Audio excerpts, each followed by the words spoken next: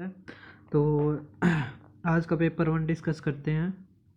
तो आज के पेपर में बहुत करंट अफेयर आया था, इस तरह का है उनका मानना बच्चों का। लेकिन जहाँ तक है एक बैलेंसिंग में ही चल रहा था, क्योंकि मेरा भी 16 तारीख को था। तो वैसे पता क्या था, करंट अफेयर जैसे मुश्किल आने लग रही है, तो अगर वो क्वेश्चन है ना दिखाई देते हैं ना सारे जगह, तो यही लगता है मतलब पेपर में ज़्यादातर यही आया है। उसके अलावा पेपर आज मॉडरेट टू हार्ड था, ये उसके अकॉर्डिंग है, लेकिन पेपर आ रहा है ऐसा मॉडरेट से हार्ड।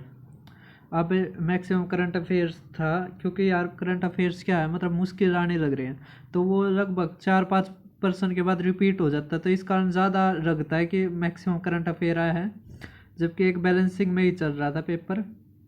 अब हार्ड था, गजब लेवल के क्वेश्चन आए थे। 16 तारीख को भी ये हुआ था, करंट अफेयर का पता ही नहीं चल रहा था। पॉलिटी में भी बहुत सारे ऐसे क्वेश्चन थे जिसका पता ही नहीं चल रहा था कहाँ से आए हैं। उसके अलावा अलबरूनी से एक क्वेश्चन था, मतलब 2 क्वेश्चन थे। उसके अलावा हड़प्पा से भी थे, हाँ, इंडस वैली सिविलाइजेशन से भी, बुद्धिज्म से भी।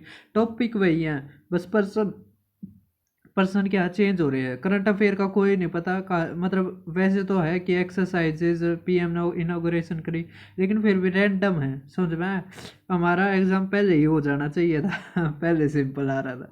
तो ये बहुत सारे बच्चों के मतलब है, एक तरह से बच्चों के यही रिएक्शन थे कि पहले वाले पेपर आसान थे, और 20 वालों का था क्या पता यूपीएससी लेवल का आ जाए। ये जोक था अब देखो ये क्या है, अनएक्सपेक्टेड पेपर आ रहा है। जॉन रावल से भी क्वेश्चन थे, इंग्लिश लेवल भी स्टैंडर्ड का था, मैंने भी दिया था, लेकिन इंग्लिश जैसे कह रहे थे ना कि मतलब आसान आने लग रहा है, इतना आसान नहीं थी भाई इंग्लिश।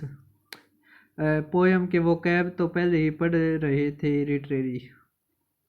एक ही पैसेज के क्वेश्चन रैंडम आ रहे हैं, ये तो था ही कि मतलब जैसे पोयम हुई या कॉम्प्रिहेंशन हुआ, उसके अलग अलग कर रखे हैं, ऐसे ही डीआई में कर रखे हैं।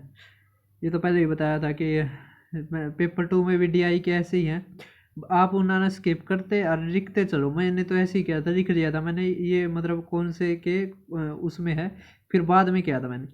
हिस्ट्री पॉलिटी के 24 क्वेश्चन है, इसको लग रहा है क्योंकि करंट अफेयर क्या मुश्किल आ रहा है, वो 5 या 6 के बाद रिपीट हो जाता होगा।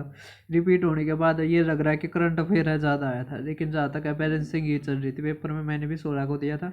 करंट अफेयर कौन से मंथ के आए थे, इंडेक्स से आया था क्वेश्चन, और लास्ट मोमेंट पर पढ़ने का कोई फ़ायदा नहीं है, क्योंकि अब ये गुस्से वाला बच्चा है, इसने नॉन साइंस लिख दिया। अब ऑयल रिफाइनरी से भी था। करंट अफेयर वन लाइनर ही आ रहा है। 110 इसने अटेम्प्ट करे हैं यार। मंत्री में क्या रखा, कॉमन सेंस रखा लास्ट 4 मंथ्स। लेकिन जहाँ तक है जैसे मैंने दिया था उस टाइम, तो सितंबर और दिसंबर इसके आए थे सबसे ज़्यादा। और जहाँ तक है मैंने जितने भी बनाए हैं एनालिसिस, तो उसमें भी यही था कि सितंबर और दिसंबर मतलब मोस्ट इम्पोर्टेंट है, देख कर चले जाइए। तो आज की वीडियो में बस इतना ही, फिर मिलते हैं अगली वीडियो में। और इसका एनालिसिस नो यार टाइम नहीं मिलता, तो 8 या 9 के बीच में आ जाएगा, तो जब करवा देंगे। तो आज की वीडियो में बस इतना ही।